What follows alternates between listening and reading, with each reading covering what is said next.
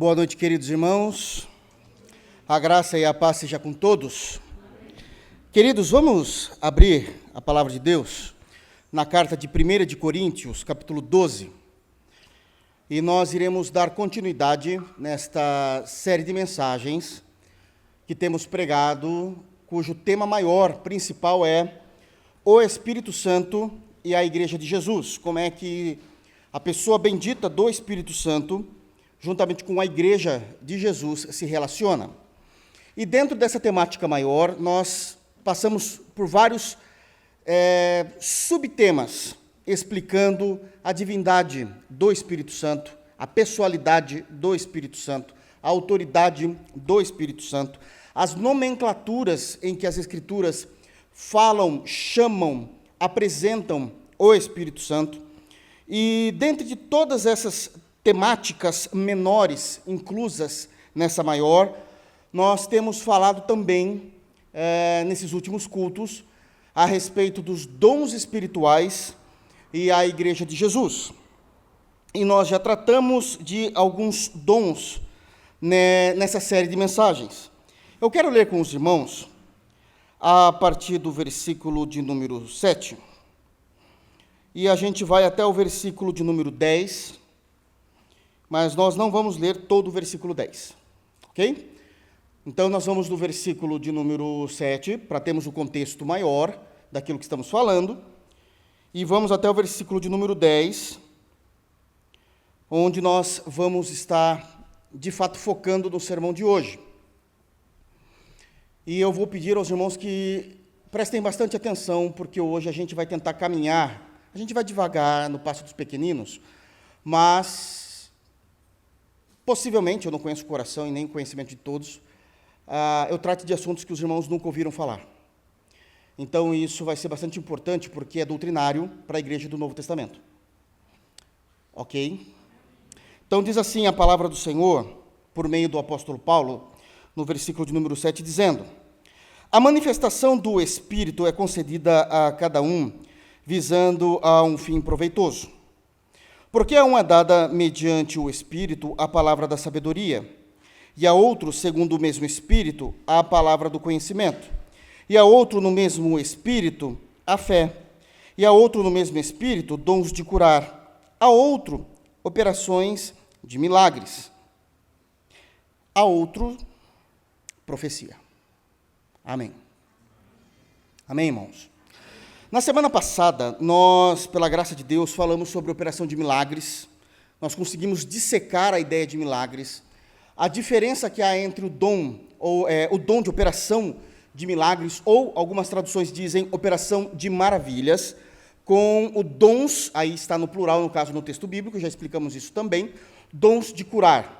E que o dom de milagre não é a mesma coisa que os dons de curar. Então, nós não podemos dizer, por exemplo, quando havia curas divinas na Bíblia, que isso era um dom de operação de maravilhas ou dom de milagres, porque isso está dentro do compêndio de dons de curar. E nós trabalhamos, dissecamos bastante esse assunto. E eu tinha dito aos irmãos que nós iríamos falar hoje a respeito desse mesmo dom de operação de maravilhas, mas focado na vida dos apóstolos. Porém, irmãos, eu sei que está ficando bastante longa essa exposição, porque, de fato, ela é muita coisa. Mas não muda. Eu só iria mostrar exemplos disso na vida dos apóstolos. Então, eu cito aqui, mas trazendo à memória dos irmãos aquilo que nós falamos no último sermão. Por exemplo, o apóstolo Paulo, quando realizou, por meio dele, Deus realizou o milagre daquele grande furacão chamado Euroaquilão, que nós temos lá em Atos, no final de Atos, que todos que ficassem na embarcação não morreriam. Isso é um milagre. Isso é um milagre. Nós também vamos ver Paulo sendo mordido por uma víbora e nada lhe acontecendo. Isso é uma operação de maravilhas. E assim por diante, tudo dentro do escopo daquilo que nós temos falado. E por que eu decidi acelerar um pouco e irmos direto para a questão da profecia? Porque profecia, o dom da profecia, ele é o dom mais trabalhoso de se dissecar para a igreja em pregação. Ele tem muita informação. Então, de imediato, hoje eu vou dar a introdução desse dom. E a introdução, ela é extremamente teológica. Então, nós vamos precisar entender o que está acontecendo e situarmos. Uma garantia eu dou: eu não irei terminar este sermão a respeito do dom da profecia em 2 cultos. Isso é certeza. Eu vou tentar fazer em 3, porque realmente tem muitas informações. Eu vou tentar. Porque Atos 20 e 28 vai dizer que a gente precisa, a partir do versículo 27, que a gente precisa pregar todo o conselho de Deus. Então, se a gente tem que pregar tudo que fala a respeito disso, isso leva tempo. Leva tempo. E não é sendo, de alguma forma, repetitivo, mas trazendo o tempo todo informações. Ok? Então, nós vamos falar hoje a respeito do dom da profecia. Nós vamos começar a compreender aquilo que as Escrituras falam a respeito desse dom. Algumas coisas, evidente, eu já falei. Aquilo que eu já falei, eu vou pregar novamente. Principalmente porque eu sei que tem irmãos que não estavam aqui. Mas a maioria das coisas eu tenho certeza que será nova para a igreja local. Já existe isso nas Escrituras, mas para a igreja local, então isso será de grande valia para a nossa compreensão. E nós vamos andar bastante nos textos bíblicos, e eu peço que os irmãos me acompanhem, porque cada um deles tem informações que são preciosas a respeito deste dom e de como, doutrinariamente, a igreja precisa compreendê-lo. Amém? Só a título de curiosidade, eu entendo que o segundo dom mais longo e mais difícil, por uma questão de tempo de ser explicado, é o de línguas, que a gente nem chegou ainda também, mas ele é o segundo. Profecia, sem dúvida, é em primeiro lugar. Ok?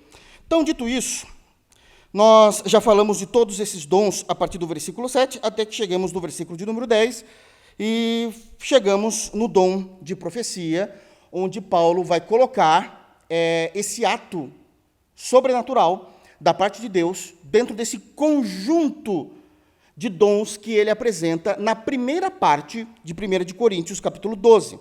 E eu digo isso porque na segunda parte ele vai repetir isso, principalmente a partir do versículo 28. Mas ele já coloca de imediato o dom de profecia nessa primeira parte, destacando a importância deste dom.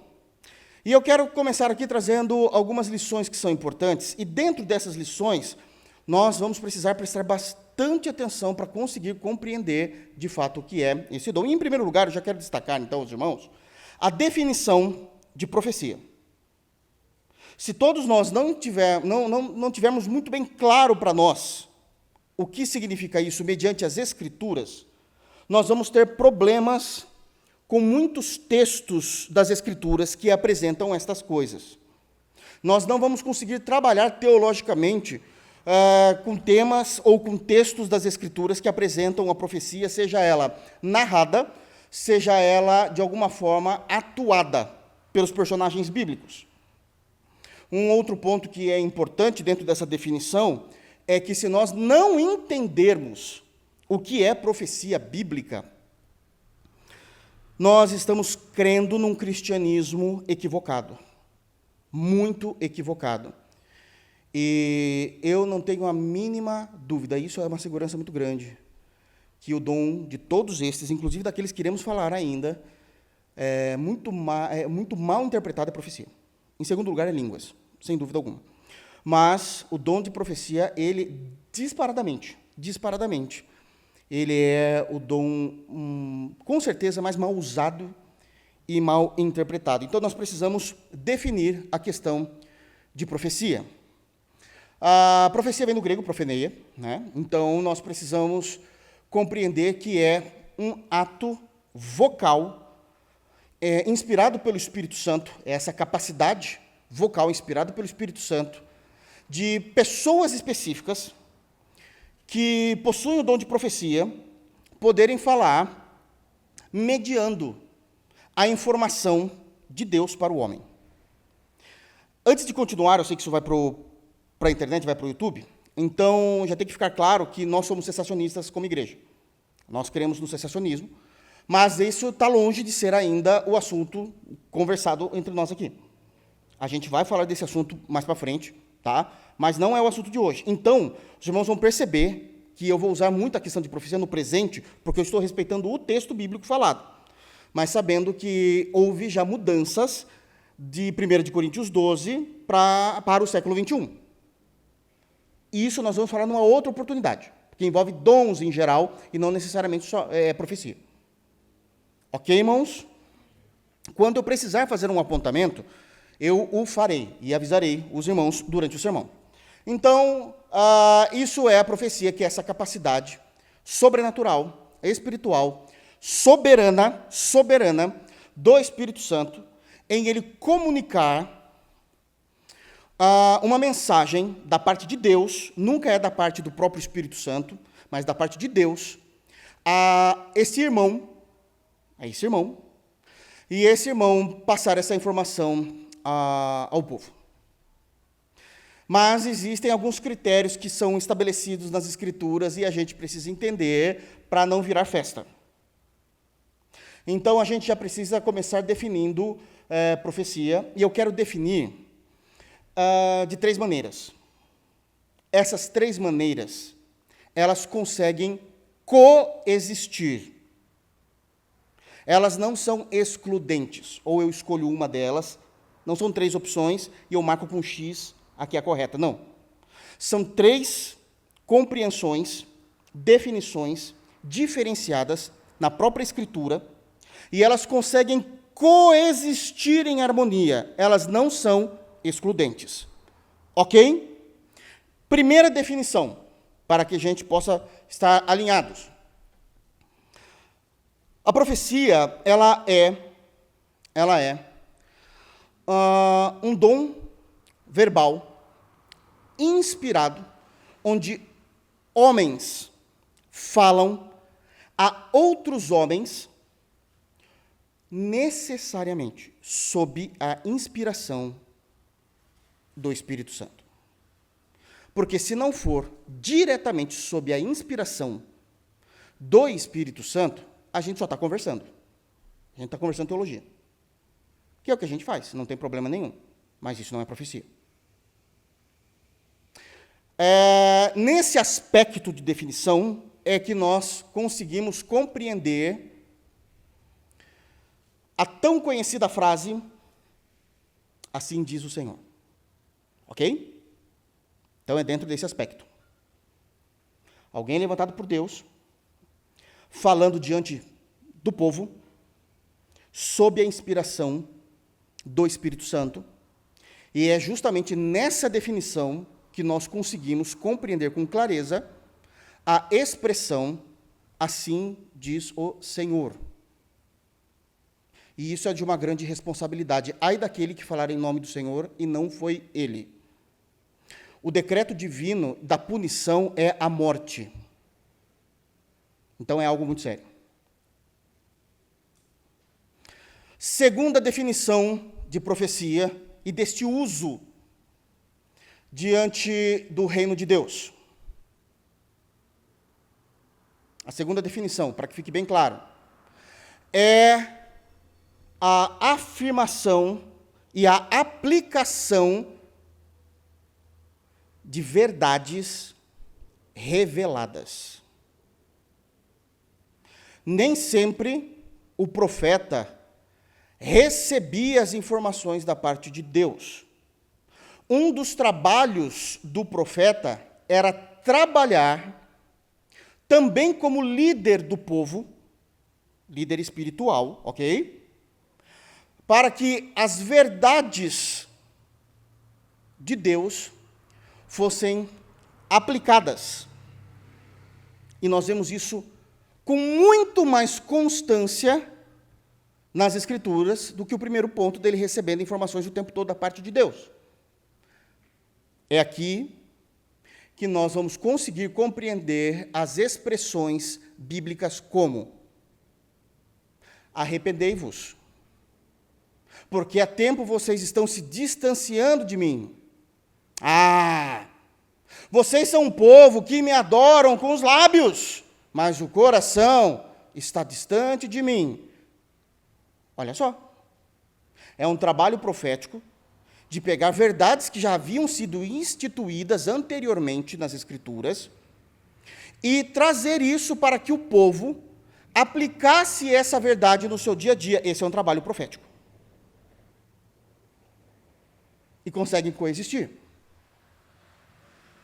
Então, já explicamos aqui duas expressões importantes. Se a gente não entender, a gente vai se perder. Tem muito mais coisa. Vamos lá. Terceira definição. É revelar a vontade de Deus. E se a gente não tem um bom português, a gente já confundiu tudo, mas parece que está falando tudo a mesma coisa. Não é, não. A primeira coisa é falar sobre a inspiração do Espírito. Uma revelação. O segundo é um trabalho até meio que pastoral. É uma aplicação da verdade no meio do povo. Se arrependei, se vocês se arrependerem, eu virei, farei, tal. E o terceiro ponto, a terceira definição, é revelar a vontade do Senhor. Quantas vezes nós vimos situações em que o povo de Deus...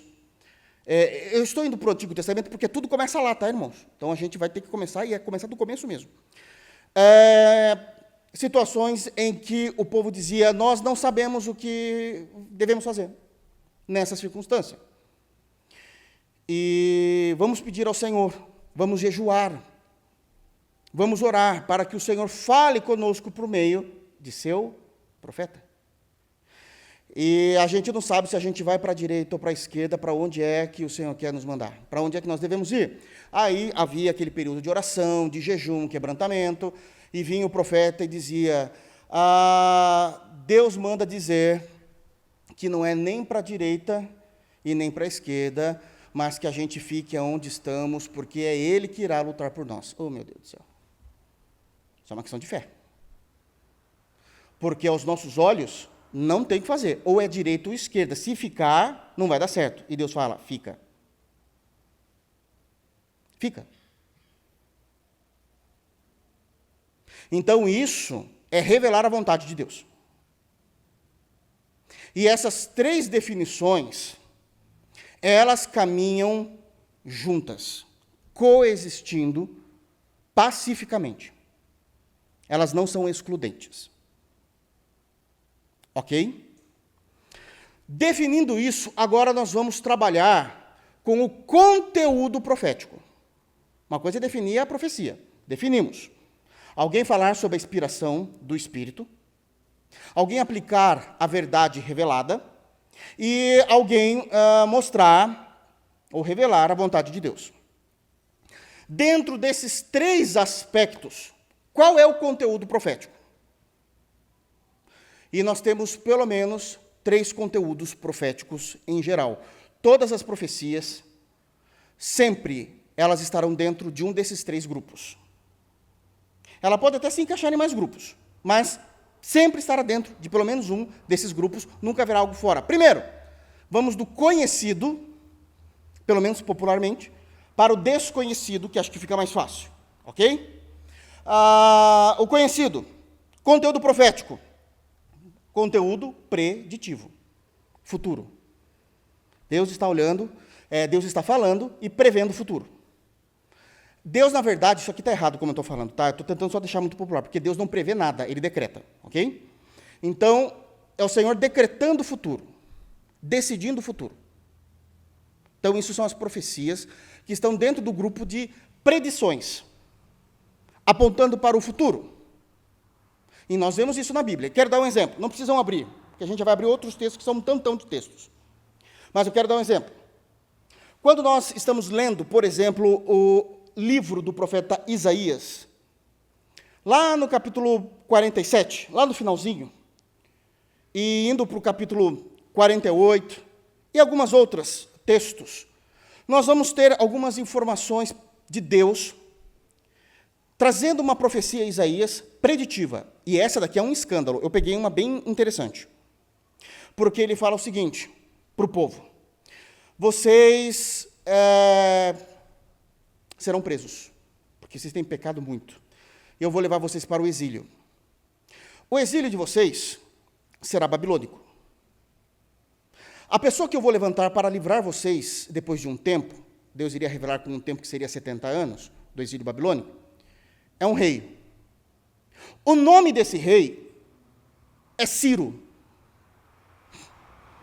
E ele não é rei nem de Israel, nem de Judá. Ele é rei da Pérsia. Bom, isso é um escândalo. Por quê? Porque quando Deus profetizou isso, Babilônia era extremamente pequena. Todo mundo olhava para a Babilônia e falava, quê? Babilônia vai conseguir pegar a gente?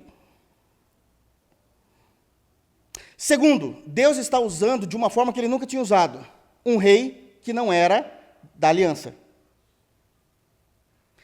Deus dá o nome do homem, Ciro. Ciro.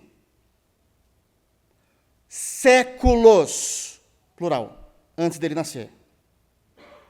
E fala que ele seria rei do Império da Pérsia, ou seja, Império Persa, que não existia. Não existia a Pérsia. Isso é um escândalo, porque tudo se cumpriu. O rei Ciro é histórico. A Pérsia, preciso falar? A Pérsia destruiu a Babilônia. A Pérsia estava lá, desenhada na estátua do Daniel, no capítulo 2. Terrível. Fortíssima, só perdeu para o Império Romano. E Deus, então, decretou o futuro. Então, aqui nós temos um conteúdo preditivo, que é o que popularmente todo mundo fala. Nossa, o que Deus está falando? O que Ele está revelando? Como vai ser? O que vai ser? Bom, ok. Profecia está longe de ser predição de futuro, irmãos, mas está muito longe, porque nós temos um segundo grupo. E o segundo grupo é profecias em que não tem absolutamente, isso aqui é muito importante, profecias que não têm absolutamente nada a ver com predição ou com futuro, mas era uma mensagem de Deus específica para o momento que o seu povo estava vivendo. Vou dar um exemplo, também não precisam abrir. Mas no segundo livro de Samuel, no capítulo 12, o Davi tinha acabado de pecar com a Betseba. E no capítulo 12 de Samuel, do segundo livro de Samuel, é dito que Deus, começa assim, lá no versículo 1, chamou o profeta Natã e disse, vai até Davi e conta essa historinha para ele. E a historinha era, rei, Deus manda te dizer que existem dois vizinhos, um vizinho é muito rico, o outro muito pobre. O vizinho que é muito rico vive abastado no fausto e tem muitas ovelhas, e o pobre só tem uma. E ele gosta daquela ovelhinha, rapaz. Você não tem ideia, Davi. Ele gosta da ovelhinha, cuida da ovelhinha, alimenta a ovelhinha, chama a ovelhinha pelo nome. Chama pelo nome. Mas aconteceu um imprevisto aí, que veio uma visita aí na casa do rico, e se acredita que esse arrogante, ao invés de pegar uma das ovelhas do seu grande pasto para poder servir de comida, foi lá e pegou a única ovelha do vizinho, pobrezinho. E Davi ficou louco, diz o texto, de irado. E falou, esse homem é digno de morte, quem é ele? Daí fala, então, o Senhor disse que é você. Eu não vi, mas Deus me contou. Davi, você pegou ela, né? A Betseba. E foi terrível. O que tem de futuro aí? Nada. É uma profecia para a circunstância atual. E isso é muito mais comum do que predizer o futuro nas Escrituras. Então, todas as vezes que a gente vê pessoas dizendo que profecia sempre está apontando para o futuro, isso já mostra, eu falo isso sem querer ofender ninguém, mas o nível de conhecimento muito baixo, teologicamente, que esses irmãos têm. E isso é uma tristeza para a nossa alma, porque eles não conhecem um dom importante e nem conhecem o Deus do dom. E aí ele acredita em tudo. Deus manda te dizer, blá, blá, blá, blá. Temos uma terceira categoria de profecias. E ela também não tem absolutamente nada a ver com o futuro. Ela não tem absolutamente nada a ver com uma circunstância que está acontecendo em específico, uma palavra para a circunstância, mas ela revela o coração de Deus. É uma profecia. E Deus fez bastante isso também, muito. Ela revela o coração de Deus. Certa vez, o Senhor Deus chamou o profeta Jeremias, no capítulo 29, E esse vocês conhecem, no versículo 11, e a profecia era o seguinte: assim diz o Senhor, eu sei os pensamentos que eu tenho sobre vós. Pensamentos de paz e não de mal, para lhes dar o fim que desejais. O coração de Deus revelado em profecia. Então, todas as profecias estão dentro dessas categorias, e eu estou explicando teologicamente as expressões e estou dando bases bíblicas do conteúdo de cada uma. Deu para entender até aqui? Ainda, dentro dessa definição de profecias, tem um outro ponto importante, antes da gente seguir. Nós não podemos confundir o ministério profético, e deixa agora ser o mais bíblico possível aqui, até na linguagem, nós não podemos confundir o ofício do profeta com dom de profecia. São coisas também distantes. Todo homem que tem o ofício de profeta, o ofício é o trabalho dele no reino. Deus o levantou como profeta, como uma liderança no meio do seu povo. Todo ofício de profeta carrega em si o dom da profecia. Mas nem todos aqueles que são usados pelo Senhor, de novo, estou falando no presente porque eu estou respeitando o texto, ok? Usados pelo Senhor, eu falo isso com muito medo, que depois, pastor, continue isso, não sou não. E aí, todos aqueles que são usados com dom de profecia, ou tem o ofício de profeta. Todo o ofício tem o dom, mas nem todos aqueles que Deus usa, de acordo com 1 Coríntios capítulo 12, conforme ele provém, como lhe apraz, ele é um profeta, mas ele foi usado naquele momento. Vou dar um exemplo. Quando nós olhamos para o livro de Atos dos Apóstolos, nós vamos ver filhas de crentes profetizando. Eram momentos específicos. Elas não eram liderança da igreja. Está vendo como tem bastante critérios e bastante informações teológicas que precisam ser muito bem analisadas antes de alguém subir e falar, assim diz o Senhor. Eu estou dando critérios bíblicos e teológicos. Ok? Então, a gente precisa fazer essa diferenciação do ofício ou do ministério profético do dom de profecia. Todo profeta tem o dom de profecia.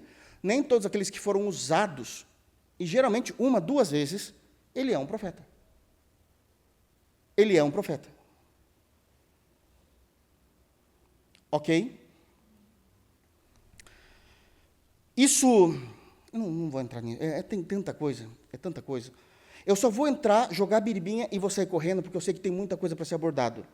Mas esse é um dos motivos porque tanto os judeus como os cristãos teólogos dividem a classe profética em profetas maiores e menores. Porque o foco não é a espiritualidade e a quantidade, a qualidade, melhor dizendo, a qualidade em que foram usados por Deus, mas o tempo em que foram. E parece que o tempo mínimo aceito para ser reconhecido como profeta é o tempo dos profetas menores. Menos do que o tempo em que eles foram usados, não eram reconhecidos necessariamente como profetas, mas ele foi usado com o dom da profecia. Me permita dar um outro exemplo, tá? Eu dei das filhas, mas eu quero falar também de um homem, para ficar mais claro. Alguém já ouviu falar no rei Saul? Ele profetizou quando ele voltou do seu primeiro encontro com Samuel. E nunca mais ele fez isso. Ele era profeta? Ele foi usado com o dom da profecia. São cuidados muito importantes para a estrutura desse dom, para a gente não falar besteira e não sermos levados por ventos de doutrinas, como é ensinado no Novo Testamento. Ok? Então, definimos, mostramos, falamos os dons e que nós não podemos confundir alhos com bugalhos. Segunda lição. E é o que eu vou ficar nos dias de hoje, que não dá para ir além disso. Segunda lição. profetas e profecias. Em segundo lugar, profetas e profecias. E aqui eu vou pedir muito que os irmãos tenham paciência, porque realmente vai ter muita coisa para ser dito aqui. E eu preciso terminar, que não dá para cortar isso no meio. Irmãos, eu quero começar essa segunda lição já trazendo uma informação importante. E eu preciso que vocês prestem atenção em mim agora. Eu preciso. Que vai ser um pouco sistemático o que eu vou falar. Ok? Então vamos lá. Deus é um Deus que quis se revelar ao seu povo. Deus é um Deus que ele quis se revelar ao seu povo. Ele desejou se revelar aos homens. A maneira em que Deus se revela aos homens são apenas duas. E tudo que eu estou falando aqui, irmãos, não está vindo da minha cabeça não, tá? Isso aí é teologia de fato, ok? Então, a maneira de Deus se revelar aos homens são duas maneiras. Possivelmente vocês já ouviram essas duas maneiras que eu vou falar, mas a gente vai se aprofundar nisso daqui e possivelmente, então, vai ser novo para vocês. A primeira maneira que nós chamamos na teologia em que Deus quis se revelar, nós chamamos isso de a revelação geral de Deus. Isso aqui é bastante importante. A revelação geral de Deus. São duas maneiras. A primeira a gente vai trabalhar agora. A revelação geral de Deus. O que é a revelação geral de Deus? Deus determinou, decretou soberanamente que ele seria conhecido, agora vamos falar no aspecto humano, que os homens saberiam da sua existência a partir do mundo natural, das coisas criadas, da criação. Ok? Então, Deus disse isso. Ele decretou, eu serei conhecido, eu serei reconhecido a partir do mundo natural. A partir das coisas criadas por mim. Em suma, a partir da ordem da criação. E a Bíblia tem vastos textos falando sobre essa doutrina. Nós não vamos ver todos os textos, evidente. Mas eu quero seguir um caminho histórico e cronológico para os irmãos entenderem a importância disso. Abram, por favor, nos Salmos de número 19. Salmos de número 19.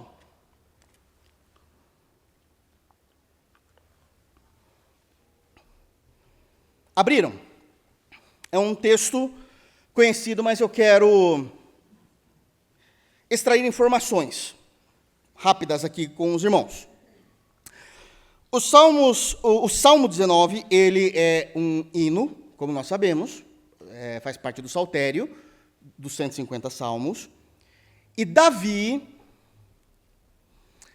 ele cantava essa doutrina da revelação geral. Vamos ler? Nós não vamos ler o salmo inteiro não, tá, irmãos? A gente só vai aqui rapidamente. Por exemplo, verso 1. Os céus proclamam a glória de Deus, e o firmamento anuncia as obras de suas mãos. Isso é a doutrina da revelação geral. Por quê? O que é que Davi está cantando nesse cântico que o Espírito Santo deu a ele? Que salmos são hinos e cânticos que o Espírito Santo deu aos salmistas, porque Deus queria ser louvado com esses cânticos. E a gente vai entrar nesse assunto um dia ainda. Eu vou pegar no pé da igreja para a gente cantar salmos. Nem que eu cante sozinho aqui. Então o texto diz que os céus proclamam a glória de Deus. Se os céus proclamam o quê? Que o Deus vivo e real, o único Deus, ele é um Deus poderoso. É isso que se refere à glória. Então vejam, a natureza, ela proclama o poderio de Deus. Ele continua dizendo o seguinte: e o firmamento anuncia as obras das suas mãos. Ele está dizendo que, nessa doutrina, essa doutrina nos ensina, e Davi canta, que este Deus poderoso, o único Deus, além de poderoso, ele é um Deus criador.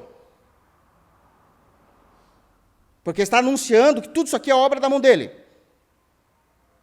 Olha o problema do pecado das pessoas não conseguirem ver. Vocês não têm ideia, a gente vai chegar lá ainda. Tudo para falar o dono da profecia, vocês não têm ideia de como isso é complexo. Então, eu estou explicando isso para os irmãos. Continuemos o texto. Por exemplo, o versículo de número 2 diz o seguinte, e o 3.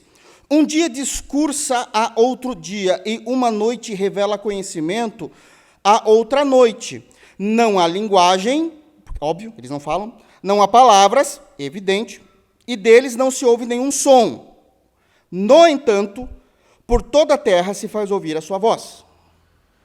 A voz da criação não é a voz humana, não é idiomas. Eles falam através da obediência das leis naturais. E aqui tem uma outra revelação. Que o Deus Todo-Poderoso, que é o Deus que é criador, ele também rege até hoje todas as coisas, a ponto de todo santo dia e toda santa noite a criação está falando dele. Porque um dia está falando para o outro dia, revela-se as coisas do outro dia, discursa para o outro dia, e a noite a outra noite. Não para por aí. Do final do versículo 4, ali, e suas palavras até os confins da terra, aí pôs uma tenda para o sol. Até o versículo de número 6, vamos ler? Aí pôs tenda para o sol, o qual, como noivo que sai dos seus aposentos, prestem muita atenção que está sendo cantado aqui, que foi posto uma tenda para o sol, obviamente que isso daqui é uma questão poética, está falando do véu da noite, o qual, como noivo, que sai dos seus aposentos, é o alvorecer, se regozija como herói, sabendo que nada vai detê-lo, porque foi assim que Deus determinou. Prestem bem atenção. A percorrer o seu caminho, principia numa extremidade dos céus, e até a outra vai o seu percurso, e nada refoge ao seu calor. Outra revelação a respeito da existência de Deus e as qualidades de Deus. Deus, ele é todo-poderoso, ele é o Criador, regendo todas as coisas, e como Criador, ele cria todas as coisas perfeitas. Porque existe algo que a natureza precisa seguir, e ela consegue seguir sem falhar. O exemplo disso é o caminho do sol. E aqui, então, está falando da perfeição de Deus. Tanto que o versículo 7 vem o refrão falando sobre isso.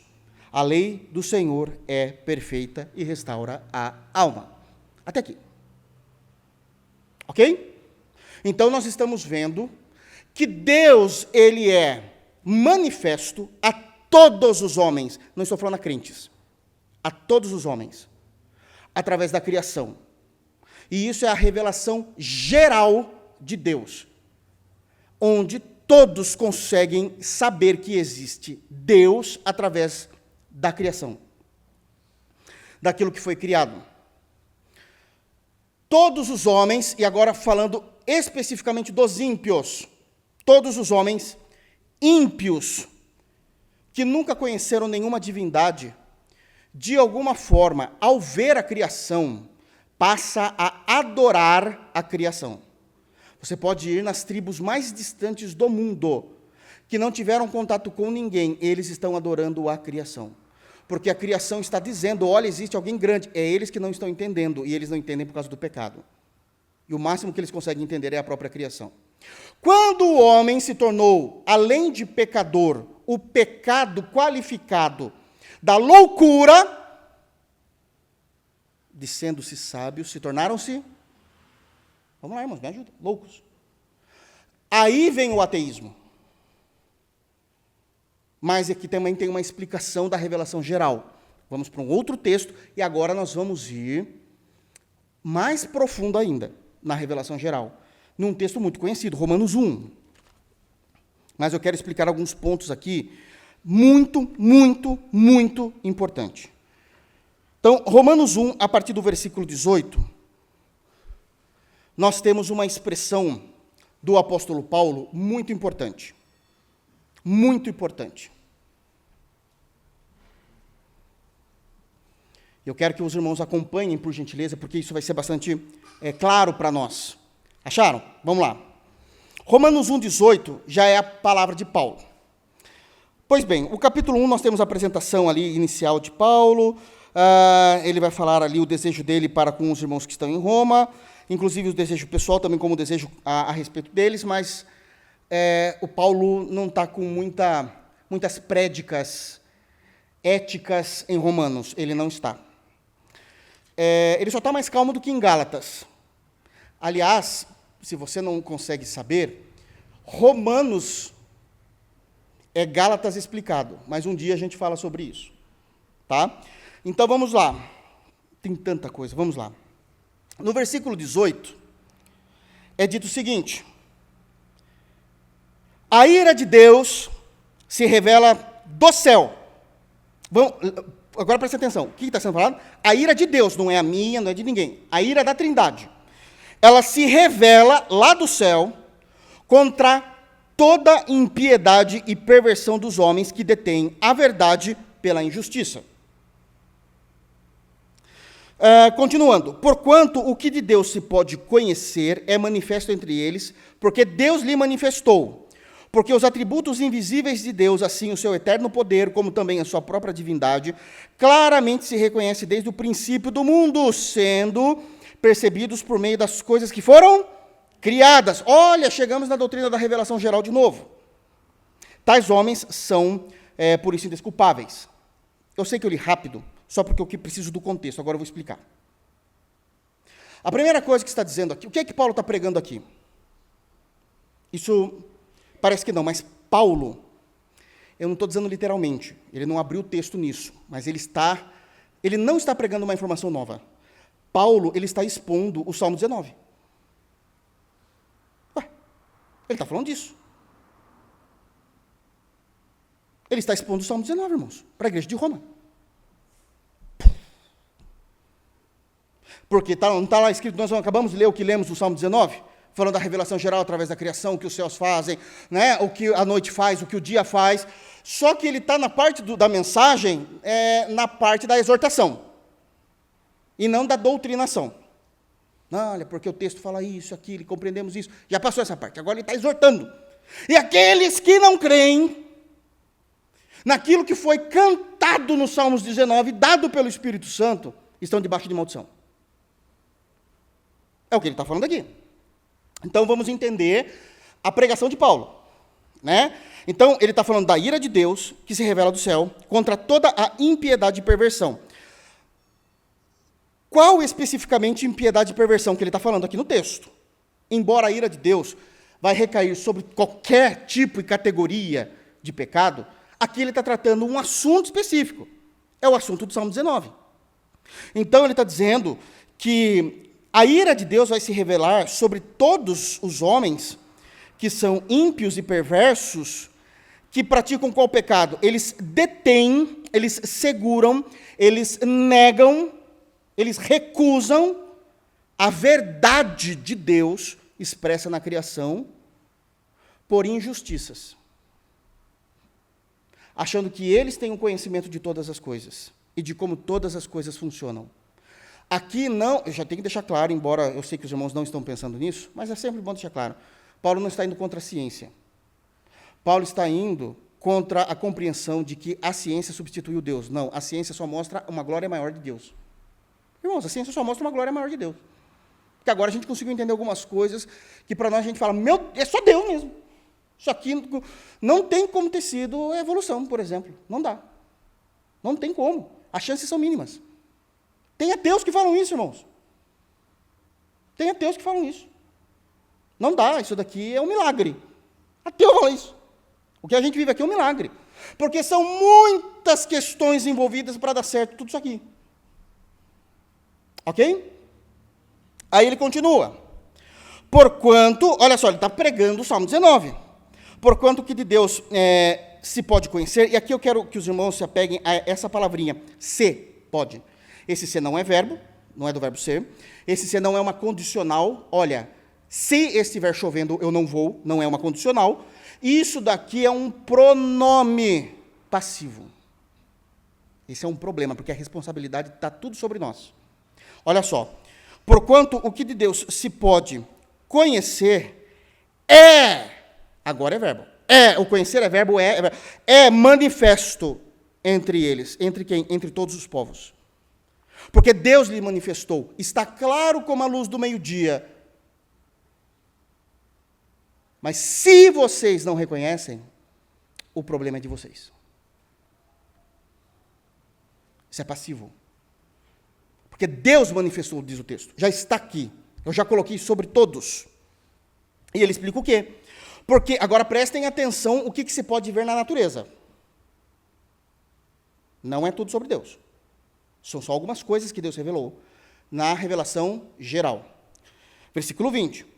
Porque os atributos, o poderio de Deus, que é Deus onipotente, né? E assim por diante, invisíveis de Deus, o seu eterno poder, como também a sua própria divindade. Por que a sua própria divindade?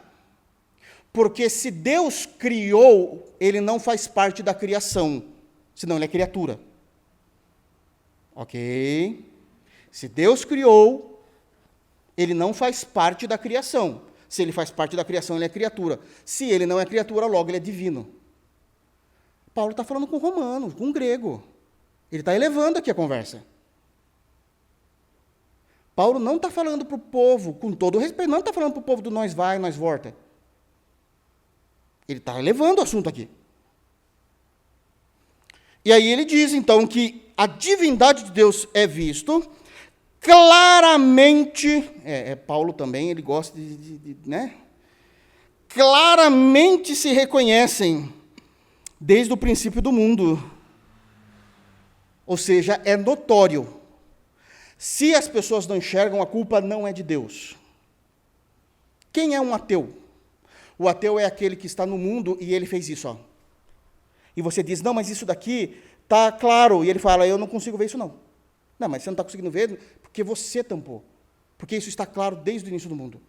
Você está indo contra Deus com a sua arma, e a sua arma é a sua filosofia, a sua arma é que você entendeu algum processo. Que legal que você entendeu esse processo, como funciona. Mas esse processo não ignora Deus, ele não exclui Deus, ele revela Deus. Ele revela. Isso é muito importante. Ok?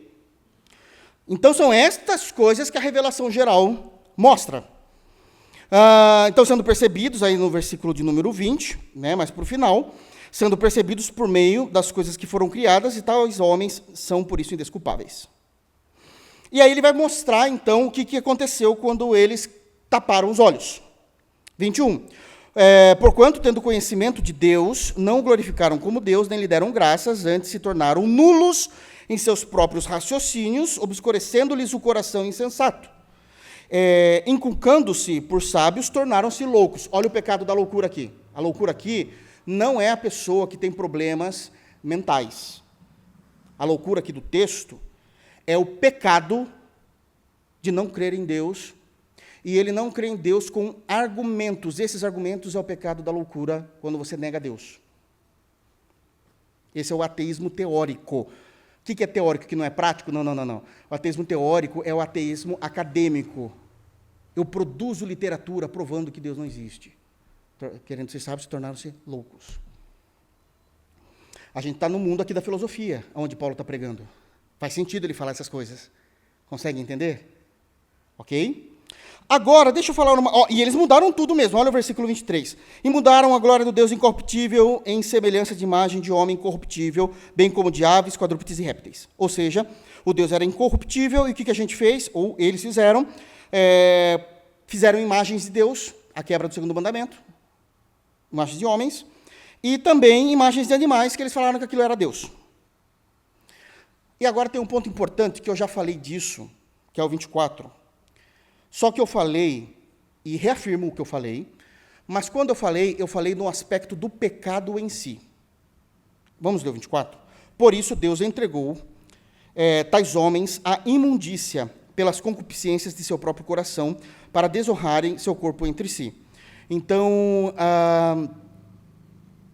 existe um pecado aqui, que é o pecado de desonrarem a sua natureza, o seu corpo em si. Essa desonra, no versículo 25, diz assim: pois eles mudaram a verdade de Deus em mentira, adorando e servindo a criatura em lugar do Criador, o qual é bendito eternamente. Amém. Por causa disso, agora ele vai reforçar o versículo 24, os entregou Deus a paixões infames, porque até as mulheres mudaram o modo natural de suas relações íntimas, relações sexuais, por outro contrário, a natureza. A natureza qual é? Adão e Eva, ok? Eva e Adão, só. Mas houve uma mudança. Eles mudaram. Semelhantemente, os homens, também deixando o contato natural de mulher, se inflamaram mutuamente em sua sensualidade, cometendo torpeza, homens com homens, e recebendo em si mesmo a merecida punição do seu erro. Quando eu tratei sobre esse assunto, e eu reafirmo isso, o foco estava no pecado da homossexualidade. E nós trabalhamos como? Que a homossexualidade, não em todas as pessoas, mas o texto bíblico nos ensina que a homossexualidade, ela é um tipo de um juízo punitivo de Deus àqueles que o negaram. Lembra que nós falamos disso?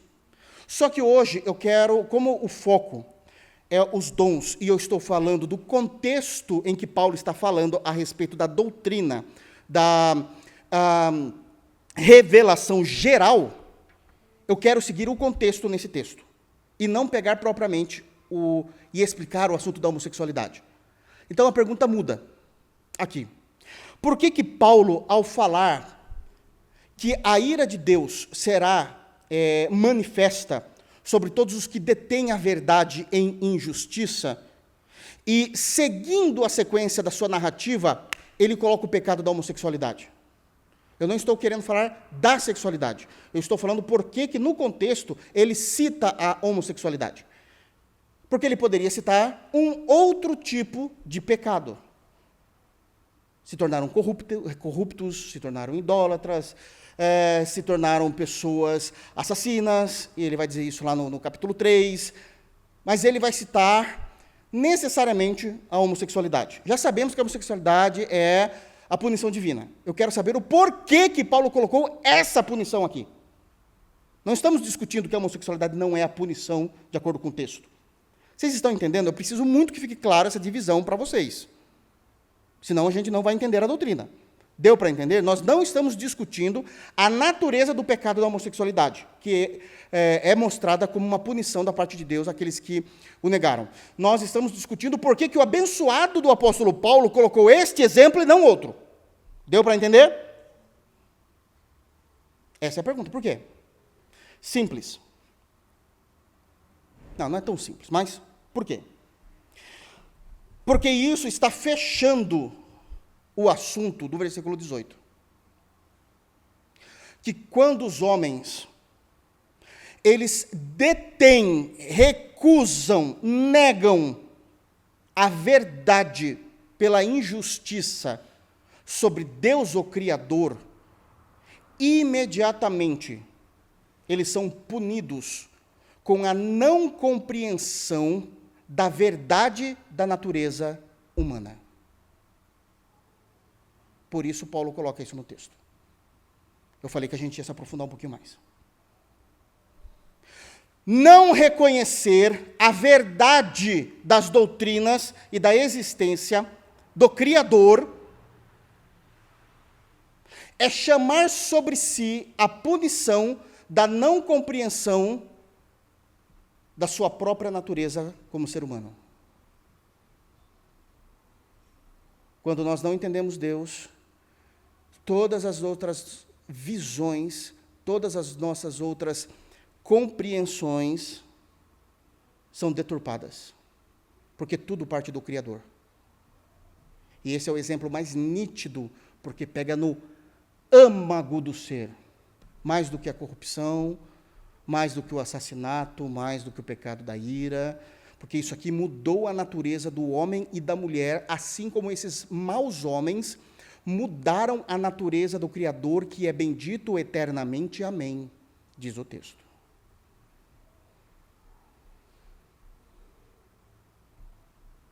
Ok?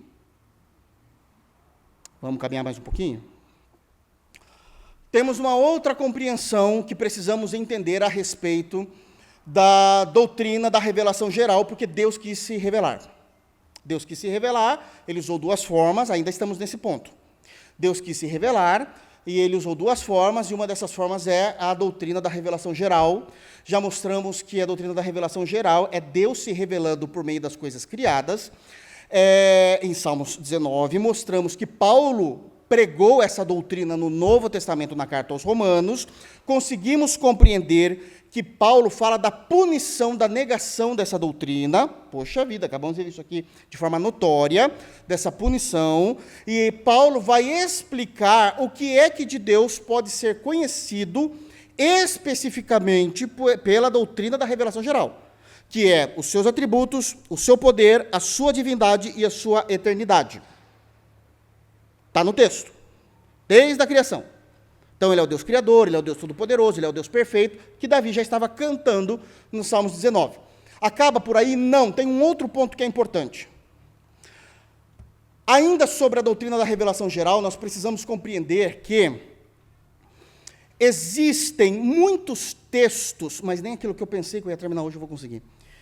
Existem muitos textos das Escrituras que comparam Deus com a criação. E isso também precisa ser muito bem observado. Muito bem observado. Porque está comparando Deus com a criação. É um assunto muito delicado, porque nós estamos falando do infinito sendo comparado ao finito. Do Altíssimo com aquilo que acabou de ser criado. Porque para Deus tudo acabou de ser criado, ele está fora do tempo. O tempo é nosso. Vou dar um exemplo. Abram, por favor, nos Salmos de número 27, também conhecido. Eu tenho tentado pegar os textos mais conhecidos, porque aí a gente consegue ser mais fluido.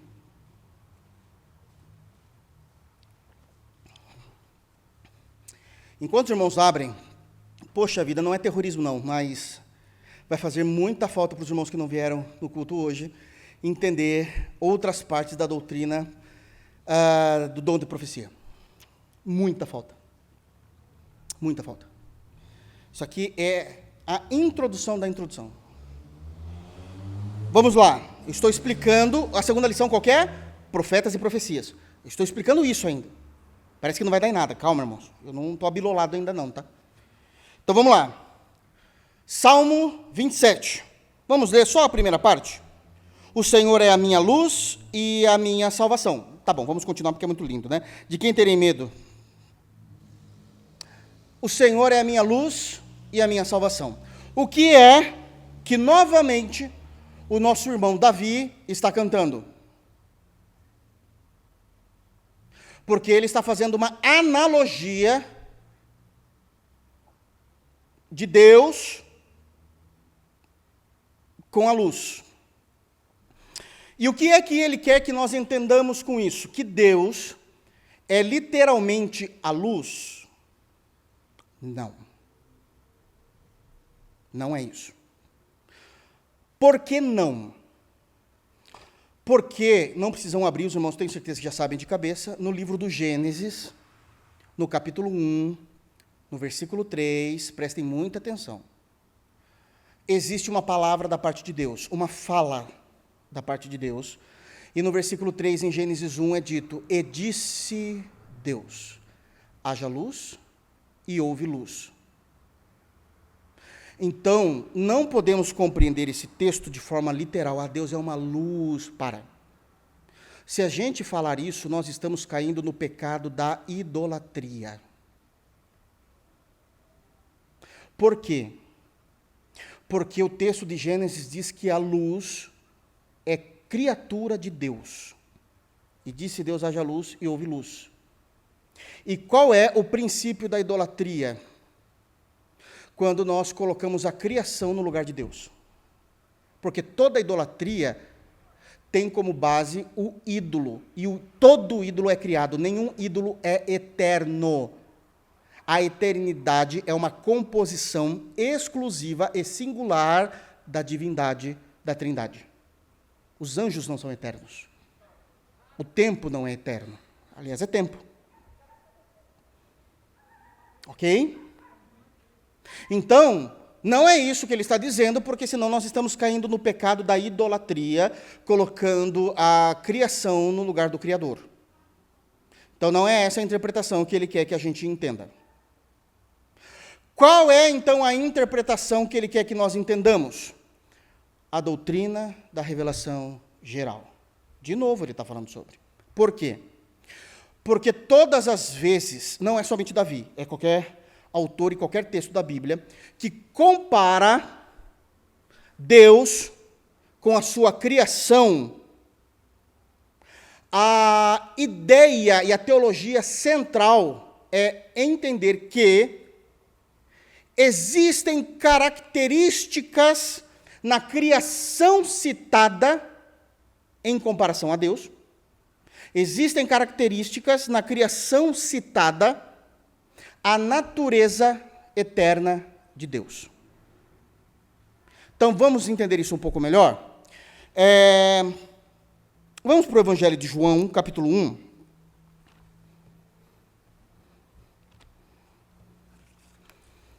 Evangelho segundo João, capítulo 1.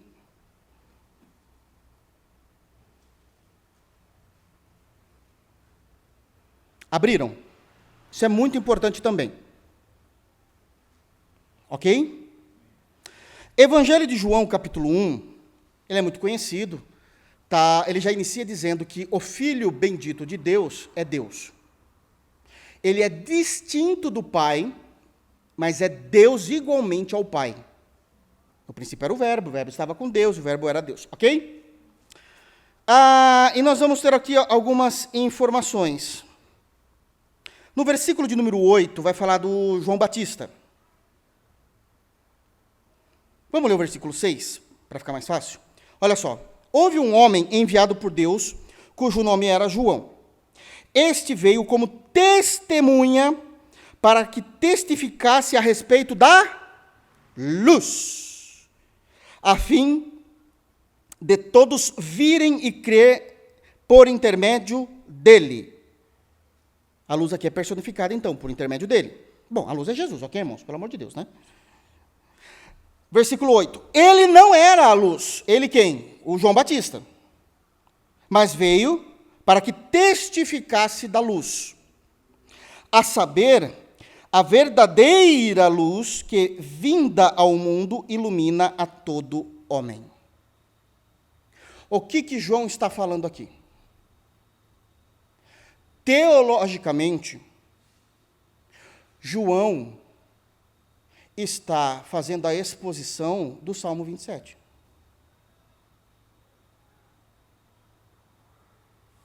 Ele está explicando o versículo 1. Irmãos, se tem alguém que não gosta de pregação expositiva, vai ter que brigar com o Espírito Santo. Ele está expondo o Salmo 27. Ao expor o Salmo 27, ele está falando que verdadeiramente Deus é luz. Existem características na luz que refletem a natureza divina de Deus. Mas ele vai além. Que Deus subsiste em mais de uma pessoa, porque ele está falando do Filho, e ele chama o Filho de luz, e se ele chama o Filho de luz, ele está igualando a luz, que é Jeová, chamado em Salmo 27.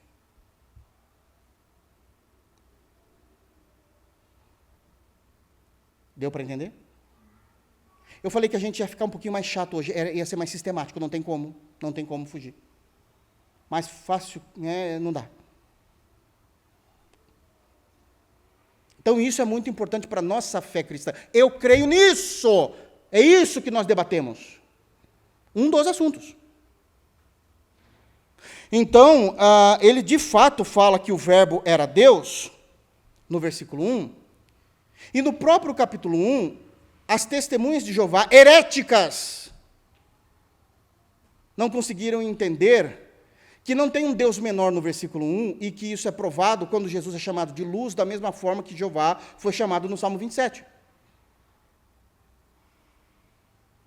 São distintos, mas a mesma natureza e o mesmo poder. Pronto, encerramos.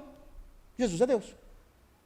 E agora sim ele vai explicar a exposição do significado prático, aplicado, e não apenas teológico. Teológico já falamos, Salmo 27, aqui ele está explicando a divindade e tal, mas agora ele vai aplicar isso. Por exemplo, no versículo de número 4, é dito assim: a vida estava nele, Jesus, e a vida era a luz dos homens. Opa, então o que significa luz? Que a luz traz a vida, traz a clareza, traz a compreensão. Vai continuar também dizendo, quando dito no versículo 9, a saber, a verdadeira luz, que vindo ao mundo, ilumina todo homem. Está dizendo que agora nós somos iluminados, saímos da cegueira, saímos do quarto escuro. Imagina que eu coloque você dentro de uma casa, você não conhece a planta dessa casa, é uma casa completa, tem uma família morando lá, eu coloco você dentro de um quarto, e você nem sabe que é o quarto, que você não conhece a casa. E eu digo, o que é? Você fala, não tem a mínima ideia, está extremamente escuro. E eu acendo a luz. Quando eu acendo a luz, você identifica um monte de coisa. Primeiro, se identifica, estou dentro de uma casa. Segundo, identifico qual lugar da casa eu estou. Aliás, eu sei que eu estou dentro do quarto e sei qual quarto é. Eu sei que é o quarto do casal, porque não é o quarto dos filhos. Tem uma cama de casal e tem um monte de foto do casal ali. E eu sei também de uma outra coisa, o quê? Que esse casal tem filhos. Por quê? Porque existe ali uma foto do casal com as suas crianças. E agora, inclusive, sei para onde eu estava olhando quando eu estava no escuro. Para onde? Para a TV do quarto. Porque foi iluminado, entendeu? Eu saí da cegueira, eu saí da inércia, eu saí da ignorância. É isso que Cristo veio trazer, a luz da verdade do Evangelho no coração dos ímpios, regenerando e salvando. Então, todas as vezes que nós vemos as Escrituras comparando Deus, a divindade, o Pai, o Filho ou o Espírito Santo, com aquilo que é criado, é porque as Escrituras está querendo que nós a leiamos, entendendo que as características da criação citada apontam para a natureza de Deus. Apontam para a natureza de Deus. Ah, mas isso está meio forçado, será que é isso? Não, Jesus fez isso. Jesus mandava a gente ver, antes mesmo da revelação especial, a revelação geral. Vocês se lembram de Mateus 6? Ele vai falar assim para os ansiosos: olhai para as aves dos céus. Porque se você olhar para a natureza, você vai ver Deus revelado em seus atributos de onipotência, onipresença, divindade, criação, perfeição. Veja as aves dos céus, elas não semeiam, elas não cegam e nem guardam em celeiros. Contudo, eu vos digo que o vosso Pai as sustenta todas elas. O que Jesus está fazendo? Ensinando a prática da doutrina da revelação geral. Eu estou explicando nos detalhezinhos. Eu não sou da época, tá, irmãos? Não sou mesmo, não é brincadeira, não. Mas a gente também não é bobo, a gente aprende as coisas, né? Tem um personagem muito antigo do Brasil, já falecido. Se eu não me engano, é Simplício o nome dele. Ele era muito famoso, algumas décadas atrás. Que ele falava assim: eu quero explicar tudo nos mínimos detalhes, é o que eu estou tentando fazer com vocês. Porque eu estou mostrando todos os textos que argumentam aquilo que nós cremos. Ok? Mas em tudo isso, então nós conseguimos perceber como Deus se revela, essa primeira parte, a revelação geral, na criação, o que é visto na criação, o problema de não crer na revelação geral, Romanos 1, qual é a punição, por que Paulo usou o pecado da homossexualidade ali, e não apenas para que a gente entendesse que essa era uma das punições, mas por que ele escolheu essa punição, mostrando claramente que quando nós negamos e detemos a verdade em Deus, nós não conseguimos ver a verdade na criação, e usamos de forma errada a criação, homem com homem cometendo torpeza, a mulher saindo do uso natural, criação, para um uso estranho, se inflamando em sexualidade. Então, ele está deixando claro isso, e que as Escrituras também mostram essa doutrina a partir da compreensão da revelação de Deus, comparando com a criação, e que isso nunca é no literal, mas que existem características na criação que apontam para a natureza divina de Deus. Mas a gente está num problemão. Voltem em Romanos 1, e vamos encerrar porque eu não tenho mais tempo. Que triste. Eu disse aos queridos irmãos que em Romanos 1, quando Paulo está tratando, o mesmo texto, a partir do versículo 18, eu disse o que é possível nós conhecermos de Deus a partir dessa doutrina. Então eu quero ler novamente com os irmãos apenas o versículo 20. Ok? Porque os atributos invisíveis, Romanos 1, 20, porque os atributos invisíveis de Deus, assim o seu eterno poder, então, atributos invisíveis, eterno poder, como a sua divindade, claramente se reconhecem desde o princípio do mundo, sendo percebidos por meio das coisas que foram criadas. Tais homens são, por isso, indesculpáveis. Problema que nós temos com a doutrina da revelação geral. Ela nos ensina e nos apontam estes aspectos da existência de Deus, que existe um Deus, que Ele é perfeito, que Ele é criador, que Ele é todo-poderoso. Mas essa doutrina não traz clareza, e nem é o objetivo dela. Que o homem é pecador, que o homem precisa ser redimido por Cristo, justificado por Cristo, que o homem precisa ser perdoado de seus pecados por Cristo, que o homem precisa ter um relacionamento íntimo com o seu Senhor, que há vida após a morte, que existe salvação após a morte, mas também existe a condenação. Em resumo, em suma, o que é que a doutrina da revelação geral não apresenta a todos os homens? O Evangelho.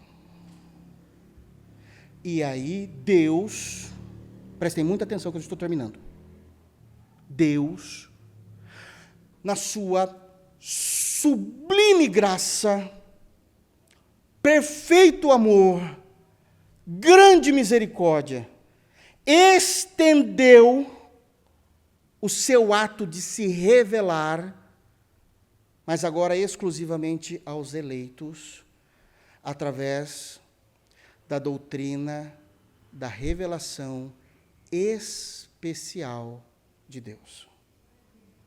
E essa doutrina, ela não é mais vista através das coisas criadas.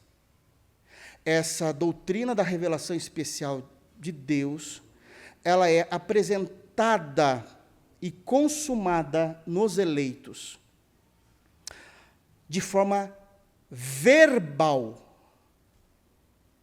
pelo próprio Deus. E nós vamos tratar disso na semana que vem, permitindo Ele. Porque uma das formas de Deus tratar com isso é levantando homens. E aí a gente vai começar a entender como que faz sentido isso com o dom da profecia. Que Deus nos abençoe em Cristo Jesus. Amém?